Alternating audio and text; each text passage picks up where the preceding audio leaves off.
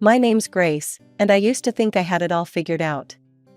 A great job as head of marketing, a loving husband Mark, and a comfortable life. I was paying off our mortgage with my own salary, feeling pretty damn proud of myself for being financially independent. Family was a big part of our lives, too. Mark had a younger brother, Tom, and their mom, Linda, was always around. Their dad had passed away years ago, so the boys made it a point to look after her. I found it touching, honestly. It made me love Mark even more, seeing how he cared for his family. Linda seemed to like me well enough at first. We'd chat over coffee during family gatherings, and she'd always ask about my work. Marketing, huh, she'd say, nodding approvingly. Sounds important. It felt good to have her approval. I wanted to fit in with Mark's family, to be part of their tight-knit group. Our first few years of marriage were filled with weekend barbecues, holiday dinners, and impromptu game nights with the extended family. I remember one Thanksgiving, all of us crammed around Linda's dining table, laughing and talking over each other. "Pass the gravy, will ya?" Mark's uncle bellowed from the end of the table. "You've had enough gravy, old man." Linda shot back, but she was grinning as she handed over the boat. I looked around the table, taking in the familiar faces, feeling a sense of belonging. This was my family now, too. The first cracks started to show during a New Year's Eve party at Linda's house. I was in the kitchen, refilling my glass of wine, when I overheard Linda talking to Mark and Tom in the living room. "Did you see what Carol's wearing?" Linda snickered. "That dress must have cost all of $5. I froze, my hand on the bottle. Carol was Mark's cousin, a single mom struggling to make ends meet. "I'm just saying," Linda continued, her voice dripping with disdain. "Some people should know their limits. Don't try to play with the big boys if you can't keep up." I felt my cheeks burn with second-hand embarrassment. This wasn't the warm, welcoming family I thought I knew. I peeked around the corner, watching as Linda leaned in conspiratorially to her sons, all three of them giggling like schoolchildren. As time went on, I couldn't ignore the growing unease I felt around Linda. What I'd initially brushed off as harmless teasing started to look a lot more like meanness. And it wasn't just Carol who was in her crosshairs. At every family gathering, Linda would huddle with Mark and Tom, their heads close together as they whispered and snickered. Their eyes would dart around the room, landing on various relatives and friends, before they'd burst into muffled laughter. One Easter Sunday, I couldn't take it anymore. Linda was holding court in the living room, Mark and Tom flanking her like loyal subjects. "Did you see Janet's new car?" Linda was saying, her voice low, but not low enough. "Probably got it from the buy here pay here lot. I bet she'll be paying it off until she's 80. Before I knew what I was doing, I was on my feet, marching over to Linda's little group. "Hey," I said, my voice sharper than I'd intended. "Don't you think that's a bit much? Janet can probably hear you." The room went silent. Linda's eyes narrowed as she looked up at me. Well, she said, her voice dripping with sarcasm. "Looks like we've offended your delicate sensibilities, Grace." Mark and Tom exchanged uncomfortable glances. "I just think it's rude," I pressed on, my heart pounding. "Why do you always have to put people down?" Linda's fake smile disappeared. "If you don't like it, you don't have to listen.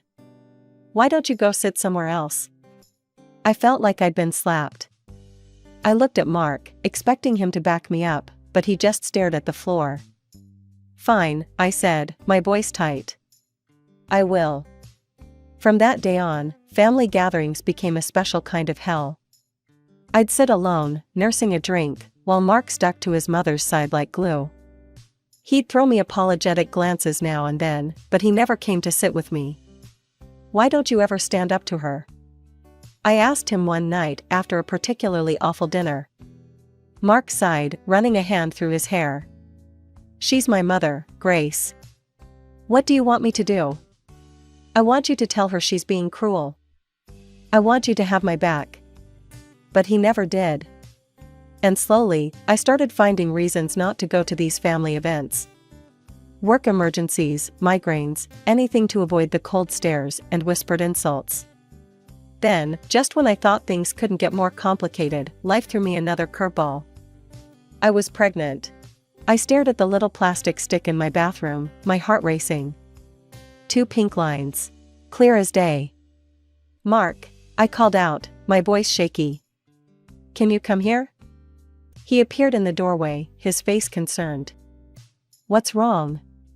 Wordlessly, I held out the test. His eyes widened as he took it from me. He pulled me into a hug, and for a moment, I felt like maybe everything would be okay.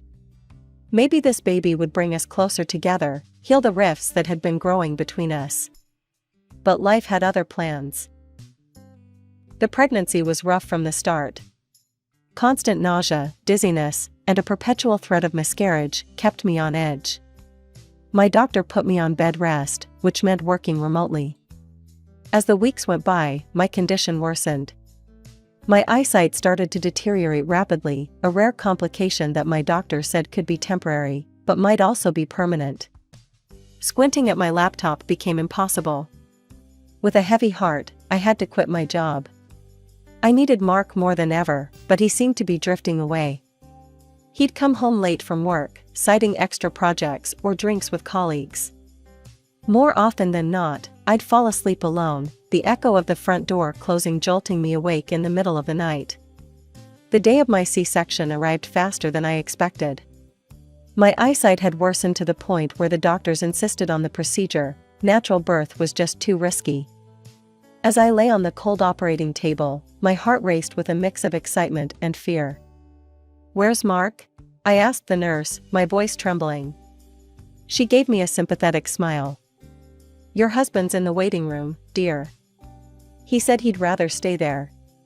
The surgery went smoothly, and soon I heard the most beautiful sound, my son's first cry. As they placed him on my chest, I felt a rush of love so intense it took my breath away. Later, in the recovery room, Mark finally showed up. His face was a mask of discomfort and annoyance. "Look, Grace, I gotta say something. This whole thing? It's not right." I blinked, confused. "What do you mean?" He ran a hand through his hair, frustration evident in every movement. "Normal women give birth on their own, without all this surgery crap. And men? We're not supposed to be here for this. We should be meeting our wives and kids at home, like in the old days." His words hit me like a punch to the gut. "Mark, I couldn't risk." "Save it," he cut me off. "I'm heading home. This place gives me the creeps." The next few weeks were a blur of sleepless nights and endless feedings. Mark was rarely home, and when he was, he contributed nothing to our son's care. Instead, he'd complain constantly. "Can't you shut him up?" he'd growl as our baby cried in the middle of the night. "I'm trying," I'd say, exhaustion weighing heavily on me. "He's teething, Mark. It hurts him." But Mark had no patience for it. "All you do is focus on the kid. What about me, huh?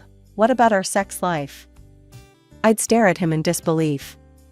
Here I was, running on 2 hours of sleep, still recovering from major surgery, and he was worried about sex. As the weeks turned into months, Mark's dissatisfaction grew. One evening, as I was trying to soothe our fussy 6-month-old, he dropped a bombshell. "You need to go back to work," he said flatly. I turned to him, shock written all over my face. "What? But the baby?" "We'll hire a nanny," he interrupted.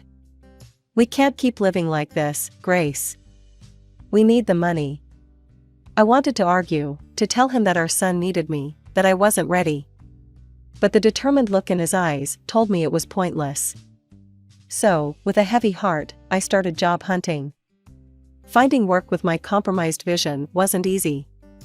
I eventually landed a position at a smaller company, but the pay was less than what I'd earned before.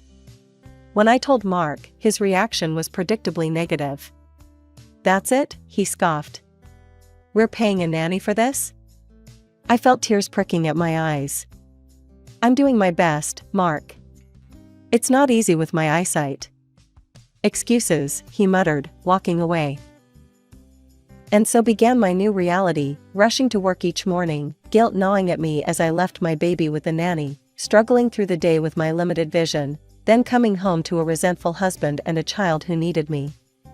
Time flew by in a haze of work, childcare, and mounting tension at home. Before I knew it, 2 years had passed since my son's birth. Despite the challenges, I loved him fiercely and found joy in his every milestone. Family gatherings remained a source of stress, particularly due to Linda's behavior. She'd sweep in, playing the doting grandmother for show, but her indifference was palpable. "Come to Grandma," she'd coo, arms outstretched to my son. But he'd cling to me, turning his face away from this unfamiliar woman. Linda's face would darken with anger. "What have you been telling him about me?" she'd hiss. "You're turning my own grandson against me." I'd try to explain, my voice tired. "He just doesn't know you well, Linda. If you visited more often..." "Don't you dare blame this on me," she'd snap, stomping off to complain to Mark. Then, one ordinary Tuesday morning, my world tilted on its axis once again. I stared at the pregnancy test in my hand, my heart racing. Positive. I was pregnant. Again. Fear gripped me. My first pregnancy had been so difficult, my health so compromised. Could my body handle another? But as I calculated the weeks, I realized I was already well into the first trimester. The decision, it seemed, had been made for me. With shaking hands, I called Mark at work. "What is it?" he answered, his tone impatient. "Mark, I'm pregnant." There was a long pause. Then, "Look, Grace, I'm busy. We'll talk later. Just, don't quit your job, all right? We can't afford that." The line went dead. I sat there, phone in hand, feeling more alone than ever. Thankfully, this pregnancy proved easier than my first. My morning sickness was manageable, and my vision remained stable. I continued working, determined to provide for my growing family. But as my belly swelled, the distance between Mark and me seemed to grow exponentially. He spent more and more time at his mother's house, often not coming home until late at night. One evening, as I struggled to put our son to bed while balancing my swollen belly, Mark walked in. "Hey," I said, hopeful for some help. "Can you read him a story? I'm exhausted." Mark glanced at us, then at his watch. "Can't. I promised Mom I'd help her move some furniture." "Don't wait up." As the door closed behind him, I felt a tear slide down my cheek. I looked at my son, his big eyes staring up at me trustingly, and at my rounded belly, home to a child I already loved fiercely. As my 7th month of pregnancy rolled around, I found myself preparing for Thanksgiving. Guests started arriving in the afternoon. My parents came early, my mom immediately rolling up her sleeves to help in the kitchen. Friends and relatives trickled in, filling our home with chatter and laughter. Just as I was about to serve dinner, the doorbell rang. It was Tom, Mark's younger brother, and to everyone's surprise, he had a woman with him. "Everyone, this is Melissa," Tom announced, beaming. "My fiancé." The room fell silent for a moment before erupting in congratulations. I plastered on a smile, trying to ignore the twinge of jealousy at the way Mark's eyes lit up at the sight of his brother's happiness. Linda arrived shortly after, her eyes widening as she took in Melissa. Well, she said, her voice dripping with approval. "Aren't you a sight for sore eyes?" Throughout dinner, Linda fawned over Melissa, peppering her with questions and hanging on her every word. I tried to focus on being a good hostess, but I couldn't help overhearing their conversation. "So, Melissa," Linda said loudly, ensuring everyone could hear. "Tom tells me you're a manager at National Bank. How prestigious." Melissa nodded, looking slightly uncomfortable. "Yes, I've been there for about 5 years now." Linda beamed. "You must be doing very well for yourself. Unlike some people who can only pop out babies and breed poverty," she added, throwing a pointed look in my direction. I felt my cheeks burn with humiliation. My mother tensed beside me, ready to speak up, but I placed a hand on her arm, silently pleading with her not to make a scene. "You know," Linda continued, her voice sickeningly sweet, Melissa here makes $15,000 a month. Now that's the kind of daughter-in-law I've always dreamed of. Smart, beautiful, successful. Tears pricked at my eyes as I remembered the years I'd spent supporting our family, paying the mortgage, building a career I was proud of. All of that seemed forgotten now.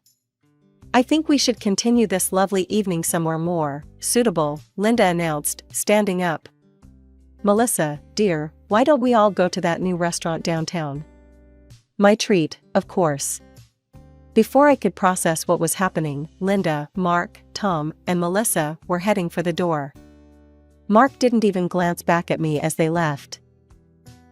The remaining guests shifted uncomfortably in their seats, the festive mood thoroughly ruined. One by one, they made their excuses and left, leaving only my parents behind. They offered to help me, but I refused, saying that they needed to rest themselves. Finally alone, I sank onto the couch and let the tears flow freely. Hours passed as I sobbed, my hand resting on my swollen belly, wondering how my life had come to this. It was nearly dawn when I heard the front door open. Mark stumbled in, reeking of alcohol and cigarette smoke. He didn't say a word as he made his way to the bedroom. With shaking hands, I picked up my phone and opened social media. There they were, Linda, Mark, Tom, and Melissa, grinning for selfies at an expensive nightclub. The caption read, "Best Thanksgiving ever with my real family." As my due date approached, I felt a mixture of excitement and anxiety. The doctors had scheduled my C-section, insisting it was the safest option given that it had been less than 3 years since my last one. I tried to focus on preparing for our new arrival, but I couldn't shake the feeling that something was off with Mark.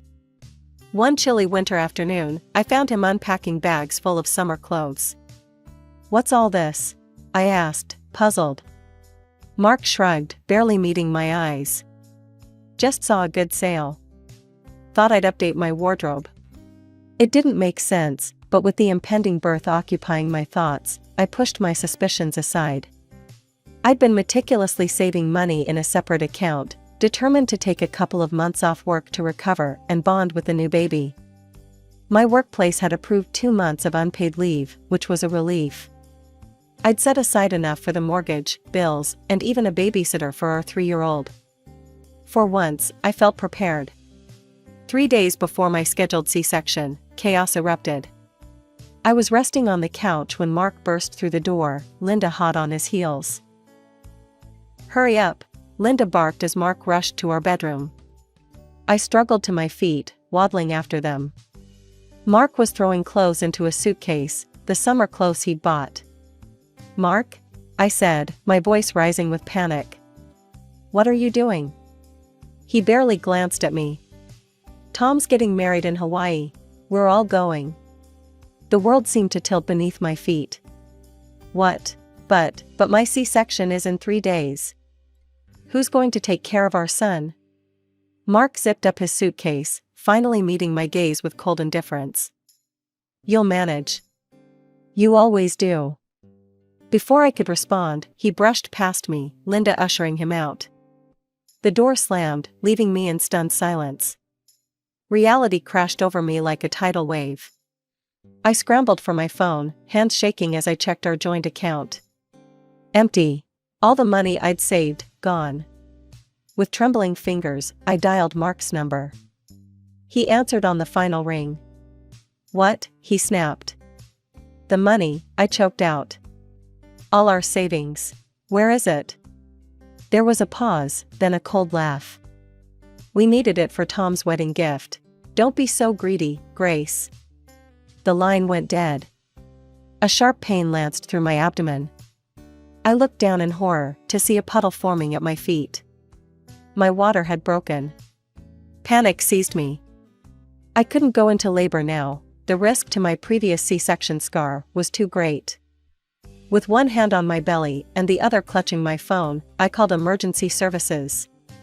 The hospital was chaos, doctors shouting, machines beeping. I woke hours later to the gentle beeping of monitors. My mother's tear-stained face swam into view. "Grace," she whispered, squeezing my hand. "You're okay. The baby's okay." Slowly, the fog lifted. I'd nearly died. My baby had nearly died. But we'd made it. 3 days after the emergency C-section, I was feeling surprisingly strong, both physically and emotionally. The doctors were pleased with my recovery and gave me the green light to go home. Mark hadn't called once since he'd left for Hawaii. Not to check if I was alive, not to ask about his new son. In that moment, I knew our marriage was over. I called my parents and asked to stay with them for a while. Their response was immediate and supportive. My parents doted on both boys, giving me time to rest and recover. I started researching divorce lawyers and gathering documentation of our finances. Then, exactly a week after I'd left the hospital, my phone rang. Mark's name flashed on the screen. I let it go to voicemail twice, before finally answering on the third call. "Where the hell are you? Why aren't you at home?" Mark's voice was a mixture of anger and confusion. I took a deep breath. "I'm at my parents', Mark. With both of our sons. I've filed for divorce." There was a moment of stunned silence, then a bark of laughter. "Divorce? Are you kidding me? After everything I've done for you? Everything you've done?" I felt a surge of anger. "You mean like abandoning me right before I gave birth? Or stealing all our savings?" "Oh, get over it," he scoffed. "I'll pay you back, no problem. In fact, I don't even want to see you again. You know why? Because I'm going to be rich." He launched into a tirade about how Tom's new wife had offered him a job as her deputy at the bank. How they were going to start their own financial company. How she was going to make them all wealthy beyond their wildest dreams.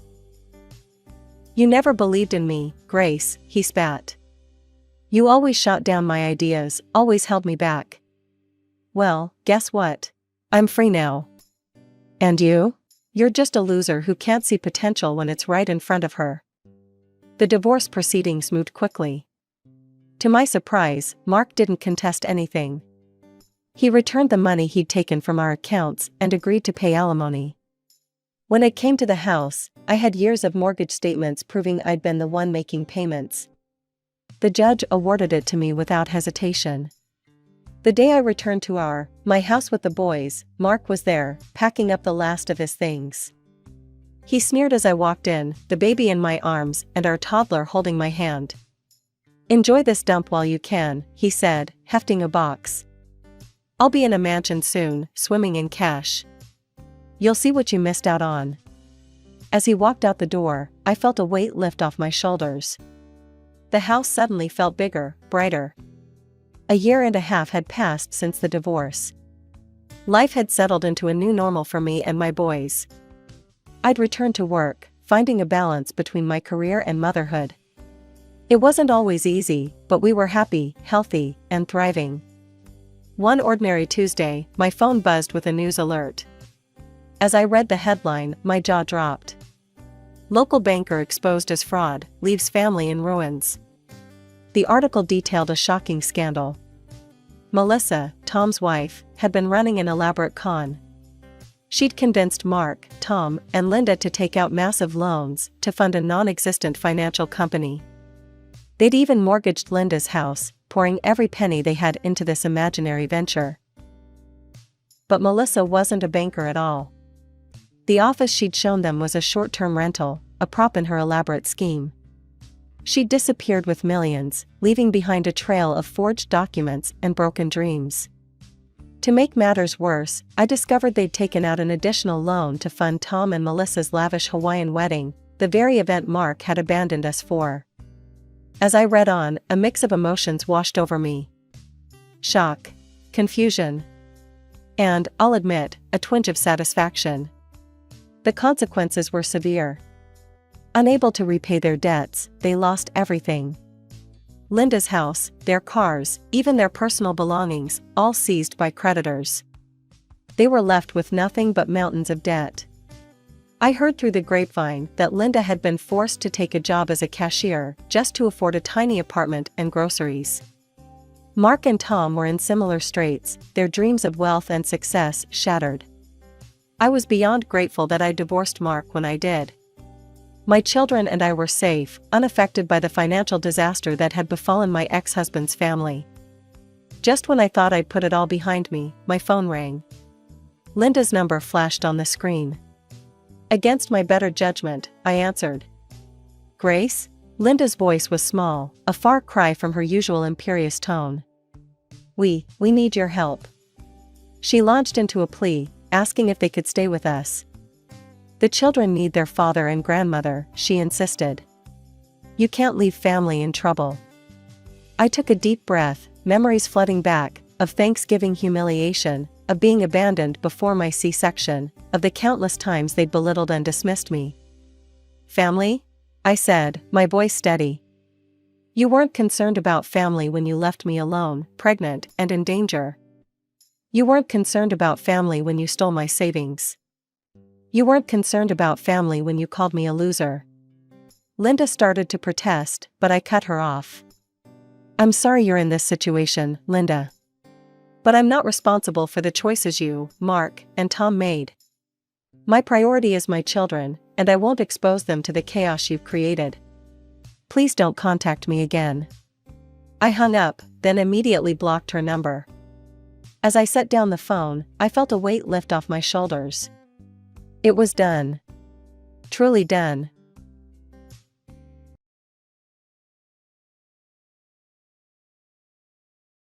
Hey everyone, I'm Linda. I'm 28, and I run a tech company in San Francisco. Sounds pretty amazing, right? But let me tell you, the road to get here was anything but smooth. It all started when I was 15. My world was turned upside down when my parents split up. My dad, Robert, was this brilliant software engineer who built his own company from scratch, pouring everything he had into it. My mom, Melissa, felt left out. Next thing I knew, she was having an affair with my math teacher, Frank. Imagine the awkward parent-teacher conferences after that. One night, Dad broke the news to me, his voice cracking. Linda, your mother and I are getting a divorce. I was stunned. But why? What about us? What about the family? He sighed, running a hand through his graying hair. Sometimes, honey, people change. Your mother, she's chosen a different path. The divorce was ugly. Mom left with Frank, and just like that, she was gone. No goodbye, no explanation. Just poof. We'll make it work, kiddo, Dad told me, forcing a smile. You and me against the world. And we did. He threw himself into teaching me everything about the business, having me sit in on meetings, learning the ropes. Pay attention, Liv, he'd say. One day, all this will be yours. I didn't know how soon that day would come. When I was 24, Dad got sick. Cancer. It hit hard and fast. From his hospital bed, he whispered, "Promise me you'll take care of the company. It's your legacy now." I held his hand, tears streaming down my face. I promised, Dad. I'll make you proud. And just like that, he was gone. At 24, I found myself running a multi-million-dollar tech company. Talk about being thrown into the deep end. But you know what? I swam. In the past 4 years, I've nearly doubled the company's value. Dad would be proud. At least I hope he would. As for Mom, I haven't heard from her in years. She has a new family now with Frank, twins named Michael and Emma. They're 10, I think, though we've never met. Maybe that sounds harsh, but after what she did, can you blame me? Miss Reeves, your 2 o'clock is here. My assistant's voice crackles over the intercom, snapping me back to the present. Thanks, Sarah. I'll be right there, I reply, straightening my blazer. I take a deep breath, pushing away the memories. This is my life now. CEO of Reeves Tech, carrying on my father's legacy. It's not always easy, but I wouldn't have it any other way. As I head to the meeting, I catch a glimpse of myself in the mirror. I see Dad's determination in my eyes, his strength in my stance. I've come a long way from that heartbroken 15-year-old girl, ready to change the world. I ask my reflection, a small smile playing on my lips. Yeah, I think I am. Watch out, world. Linda Reeves is just getting started. Later that day, I'm at my desk, sipping my morning coffee when my phone pings. I nearly choke when I see the sender, Melissa Tanner, my estranged mother. What could she possibly want after all these years? My hand shakes as I open the email. The words blur, but their meaning is clear. Melissa and Frank are dying. 6 months to live, and they want me to split dad's company with their kids. You've got to be kidding me, I mutter, slamming my mug down. My assistant, Sarah, pokes her head in. Everything okay, Miss Reeves? I shake my head. No, not really. Can you get Mike from legal up here? 20 minutes later, Mike's reading the email, his brow furrowed. What do you think? I ask, pacing. Legally, they don't have a leg to stand on. The company's yours, fair and square, he says. I run a hand through my hair, but morally, they're dying, Mike. And those kids, they're innocent in all this. He nods, but reminds me, remember what your mother did. The affair, abandoning you and your dad. Are you sure this isn't just another ploy? His words spark something in me. He's right. I need to be sure. I grab my phone and dial a number I haven't used in years. Michael, it's Linda Reeves. I've got a job for you. Michael, my go-to private investigator. If anyone can get to the bottom of this, it's him. 3 days later, I'm blindsided again. Michael's report confirms it. Melissa and Frank are terminally ill. I'm lost in thought when Sarah bursts in. Miss Reeves, there's a situation downstairs. The employees, they heard about the email. My heart sinks. How? I don't know, but they're worried, talking about job security, the future of the company. I take a deep breath. Okay, call an emergency meeting. All department heads now. An hour later, I'm facing a room full of anxious faces. I know you've all heard rumors, I begin. Yes, my mother has made a request regarding the company, but I want to assure you, nothing's changing. This company, your jobs, they're safe. Tom from marketing raises his hand. But if you split the company, that's not happening. I cut him off firmly. This company was my father's life's work. It's my legacy. I won't let anyone threaten that. The room relaxes, but I can still feel the tension. Later that night, alone in my office, I stare at a photo of Dad and me. What will you do, Dad? I whisper. My phone rings, jolting me out of my thoughts. It's an unknown number. Hello? Linda? It's Melissa. My blood runs cold. How did you get this number? Please don't hang up. I know you got my email. We need to talk. We have nothing to talk about. Linda, please, I'm dying. This might be our last chance. Our last chance. I repeat, my voice ice cold. You gave up any chance when you walked out on us. Goodbye, Melissa. I hang up, my hands shaking. My eyes drift to the photo of Dad and me on my desk. I won't let them take what's ours, Dad. I promise. But I can't shake the feeling that something isn't right. Melissa's sudden reappearance, the convenient terminal illness, the demand for half of Dad's company, it's all too neat, too convenient.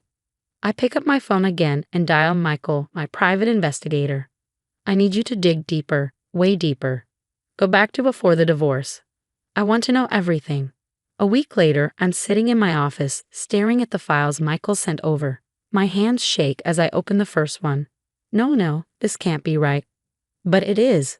Financial records, encrypted emails, everything lays out a trail of deceit that makes me sick. I press the intercom button. Sarah, get Mike up here. Now. When Mike arrives, I'm pacing the office like a caged animal. What's going on, Linda? You look like you've seen a ghost. I laugh bitterly. Worse, I've seen the truth.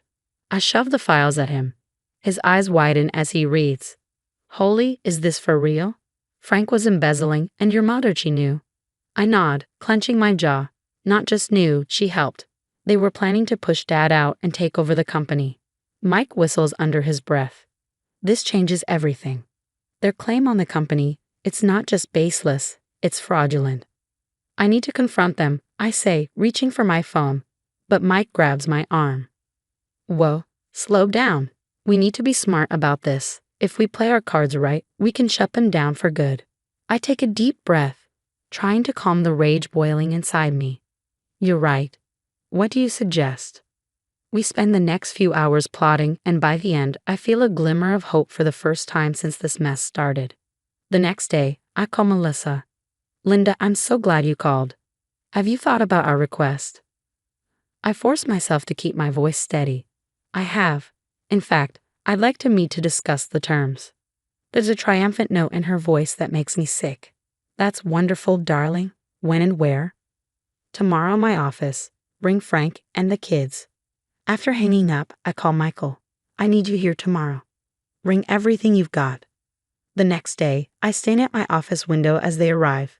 Melissa, Frank, and 2 kids I assume are Michael and Emma, my half-siblings. The thought leaves a bitter taste in my mouth.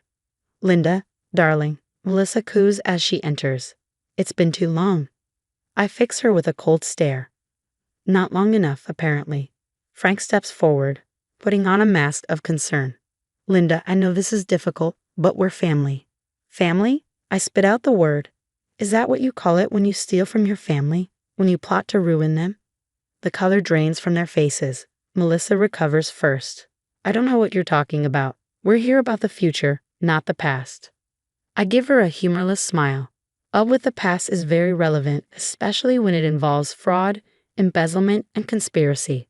I nod to Sarah, who opens the door. Michael walks in, carrying a thick file. What's going on? Frank demands, his face paling. Who's this? This, I say, is the beginning of the end for your little scheme. Did you really think I'd just hand over half of Dad's company? The company you tried to steal. Melissa opens her mouth to speak, but I cut her off. Save it. I have all the proof I need. Now let's talk about how this is really going to go down. I gesture to the conference table. Please, take a seat. Melissa and Frank exchange nervous glances before sitting down. They look around, noticing for the first time the unexpected crowd that has gathered. Linda, who are all these people? Melissa hisses, her voice wavering. I smile coolly. Oh, just some interested parties. You wanted to discuss the company's future, right? Well, these folks have a stake in that too. I nod to Sarah, who starts the presentation. As damning evidence flashes across the screen, I watch the color drain from Frank and Melissa's faces. I address the room, my voice steady. As you can see, we have clear evidence of embezzlement and conspiracy dating back years. A representative from the SEC leans forward, eyes locked on Melissa and Frank. Miss Reeves, he says gravely, this is very serious. We'll need to launch a full investigation immediately, the SEC representative declares. Frank jumps up, face flushed with anger. Now, wait just a minute. You can't. Sit down, Mr. Walker. I cut him off, voice steady. We're just getting started. I continue revealing the entire sordid plan, how they plotted to push my father out, the affair, every betrayal. With each revelation, Melissa and Frank sink further into their seats. Linda, please, Melissa pleads, her voice wavering. We can explain. Save it, I snap, my tone unyielding. I'm not finished. I turn to the twins, Michael and Emma, who look stunned. I'm sorry you got dragged into this, but there's something else you need to know. I slide a DNA test across the table. Frank isn't your biological father. The room erupts in chaos. Frank lunges toward Melissa, fury blazing in his eyes, while board members shout in disbelief. The SEC rep steps aside, already dialing his phone. I slam my hand on the table. Enough. The room falls silent. Here's what's going to happen. I say, my voice cold and resolute. The SEC will conduct a full investigation. Your assets will be frozen. And you, I fix my gaze on Melissa and Frank, will face the consequences of your actions. The board chairman stands, his voice filled with emotion. Miss Reeves, I speak for all of us when I say you have our full support. Your father would be proud. As security escorts Melissa and Frank out of the building, I feel an immense weight lift from my shoulders. It's over. But as I watch them go, my thoughts drift to Michael and Emma, who look lost, caught in the crossfire of their parents' mistakes. A month later, I'm sitting at my desk, signing papers for the Robert Reeves Foundation, a new charity dedicated to supporting children affected by divorce. Are you sure about this, Linda? Mike asks, watching me closely. You don't owe them anything. I pause, thinking of Dad. It's not about owing. I reply, a soft smile tugging at my lips. It's about healing, and maybe helping prevent others from going through what I did. That evening, as I leave the office, I feel lighter than I have in years. Dad's company is thriving, justice has been served, and I'm turning my pain into something positive. I look up at the night sky, feeling Dad's presence. We did it, Dad, I whisper. Your legacy is secure, and I'm finally free. I climb into my car, ready for whatever comes next. The past no longer haunts me, and the future, it's looking brighter than ever. Discussion prompt. If you were in Linda's shoes, would you offer any financial support to Michael and Emma, knowing they were innocent victims of their parents' actions? Or would you maintain firm boundaries, considering everything she's been through? This is a complex moral dilemma. On one hand, the twins are innocent and didn't choose their circumstances. On the other, Linda has no obligation to them and has already suffered because of their parents' actions. What would you do in this situation? Would you extend help or stand firm? Share your thoughts below.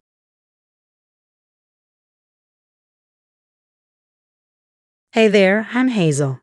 I'm 32, living in Chicago with my amazing husband, Liam, and our little firecracker, Lily. Life's pretty good, except for one major thorn in my side. My dad, Frank. Growing up with him wasn't a picnic. His outdated views always made me cringe. But I tried to keep the peace. Since marrying Liam, who's African American, though Frank's comments have shifted from annoying to downright offensive. Just last week, he came over for dinner, and I was this close to losing it. He barely greeted Liam and dove right into his usual nonsense. Hazel, honey, he started, don't you think Lily's hair would look better if you straightened it? I took a deep breath. Dad, her hair is beautiful as it is. As we ate, Frank went on about how back in my day, people stuck to their own kind. I saw Liam's jaw clench and Lily's confused face. I couldn't hold back any longer. Dad, that's enough. We've talked about this. But he kept pushing. I'm just saying, Hazel, have you thought about how hard it might be for Lily being, That was it. I put down my fork. Being what, Dad? Mixed race? Is that what you're trying to say? The room went silent. Even Lily stopped fidgeting with her food. I think it's time for you to leave, I said, standing.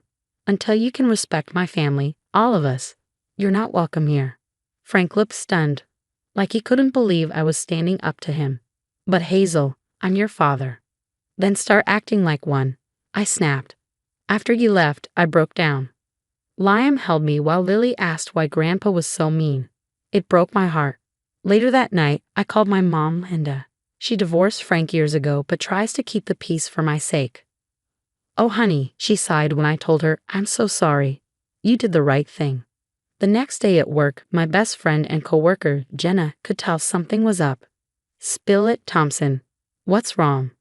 I told her everything over coffee, and she was a rock for me, as always.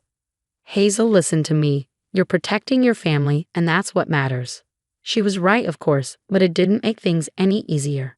It's been a few weeks since I kicked Dad out, and every day he's left guilt-tripping voicemails about family and how I'm keeping Lily from him. Finally, I blocked his number, but Frank didn't back off. One morning, I woke up to a flood of notifications. Cousins, old friends, even my third-grade teacher were all asking what was going on. Frank had gone nuclear on Facebook, painting me as an ungrateful, family-hating monster. And worst of all, people were buying it. Aunt Karen, Dad's sister, called me. Hazel, honey, is everything okay? Your father's post has us all worried. I tried to explain, but it felt like shouting into a void. For everyone who listened, there were two more ready to believe his lies. It even reached work. I was in the middle of a major account when my boss pulled me into his office. Hazel, we need to talk about your personal situation. It's affecting our image. My heart sank. After all the work I put in, it was unraveling because of Dad's vendetta. Thank God for Jenna. She wouldn't let him ruin my career. Hazel, we're not letting this psycho tank your reputation, she said, helping me draft responses and damage control strategies. Just when I thought things couldn't get worse, they did. I stumbled upon a website called The Truth About Hazel Thompson. A daughter's betrayal. My hands shook as I clicked through it. Twisted stories about our family. Lies about me abandoning my heritage because I married Liam. I felt sick. I called Liam, barely getting the words out. Babe, breathe, he said, his voice calm. We'll get through this. He's not going to win. But as I stared at the screen, I wasn't so sure. How could I fight this? How could I protect my family and career from Dad's venom? I thought of Lily, about how she might find this one day. It was no longer about me. It was about protecting her from the toxicity I grew up with. I was done playing defense. It was time to fight fire with fire. I called my cousin Alex, a tech genius. Alex, I need your help. We're taking Dad down. He was all in. We spent hours combing through Frank's online activity, documenting every lie, every manipulation. The deeper we dug, the uglier it got. But I needed more. I called Mom, hoping she might shed some light on Dad's past behavior. "Hazel, honey," she started, her voice heavy. "There's something I need to tell you. Your father, he wasn't just manipulative with family. There were financial issues too." Then she told me everything. Tax evasion, shady business deals, the works. And she had proof. Old documents, bank statements, you name it. "I kept these in case he ever tried anything," she explained. "I never thought I'd need to use them against him like this." Meanwhile, Lion was working his own angle. He got in touch with his lawyer buddy, Jake. A cease and desist might work, Jake advised over speakerphone. "But you need solid evidence. Keep documenting everything." Alex and I dove back into Dad's online activity, and what we found made my stomach turn. He wasn't just manipulating family, he was running an entire investment scheme targeting elderly folks in his neighborhood, convincing them to invest their life savings. "Hazel, look at this," Alex said, pointing at his screen. "He's promising these people a 20% return. There's no way this is legit." My heart sank. How many lives had he ruined? How long had this been going on? Then I got a call from Aunt Emma, Dad's sister. Her voice was shaky. "Hazel, I don't know how to say this, but I think your father's been lying to all of us." She went on to explain that Dad had been borrowing money from various family members, telling them I was sick and needed expensive treatments. "He said you didn't want anyone to know," she continued, "that you were too proud to ask for help." I was speechless. The depth of his deception was staggering. He hadn't just tried to ruin my reputation. He'd used my name to scam our own family. "Aunt Emma, I'm not sick. I never have been. Dad made it all up." The silence on the other end was deafening. Then a quiet sob. "Oh, Hazel, I'm so sorry. We should have known. We should have checked with you first." After we hung up, I sat there, numb from the lies, manipulation, and sheer audacity of it all. I felt angry, betrayed, and weirdly relieved. For the first time, I had concrete proof of who my father truly was. Liam found me like that, staring into nothing, and without a word, he wrapped his arms around me. "We've got him," I finally said, my voice muffled against his chest. "We've actually got him." Liam pulled back, looking me in the eye. "What do you want to do?" I took a deep breath, and in that moment, my path was clear. No more playing nice. No more keeping the peace. It was time to expose Frank for who he really was. "I want to take him down," I said, my voice steady. "Not just for us, but for everyone he's hurt. It's time he faces the consequences of his actions."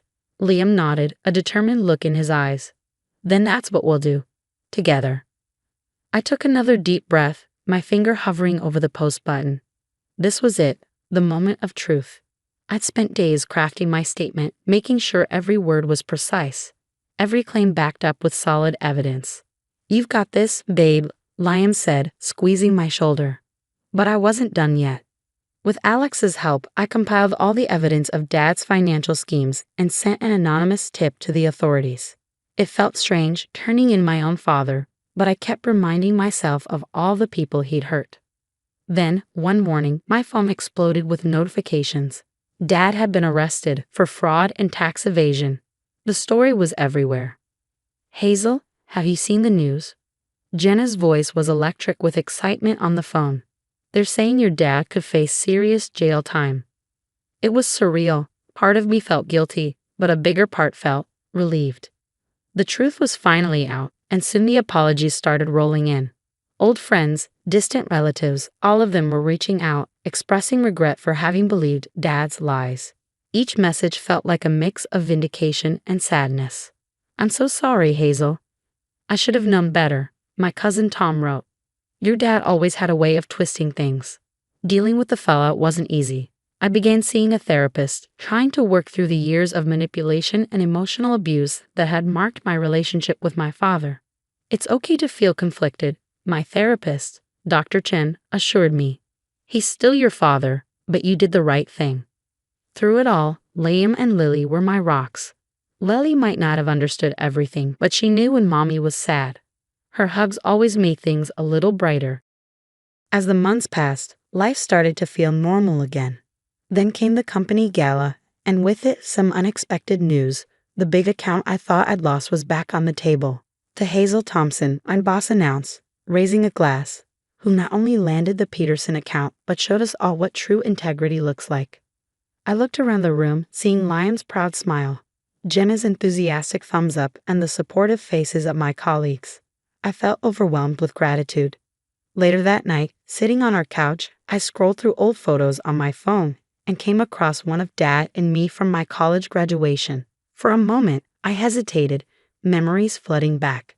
But then, with a steady breath, I hit delete. "You okay?" Liam asked, joining me on the couch. I nodded, surprised by how much I meant it. "Yeah, I really am." As I set my phone aside, a realization dawned on me. This ordeal with Dad, it wasn't just about standing up for myself. It was about breaking a cycle, making sure that Lily grows up in a home filled with love, respect, and honesty, not manipulation and lies. I glanced over at Lily playing on the carpet, her toothy grin meeting my gaze. In that moment, I knew that everything I'd been through, every hard decision, was worth it. For her. For us. "What are you thinking about?" Liam asked, his eyes following mine to Lily. I leaned into him, feeling at peace for the first time in months. "The future," I said softly. "Our future." The story of Hazel Thompson's journey has come to an end. Now I have a question for you. If you were in Hazel's position, would you have exposed your father's illegal activities to the authorities, knowing it could lead to his arrest? Or would you have tried to handle the situation privately within the family? It's a tough moral dilemma. On one hand, Frank's actions hurt many people beyond just Hazel. On the other, he's still family. What would you do? Share your thoughts in the comments below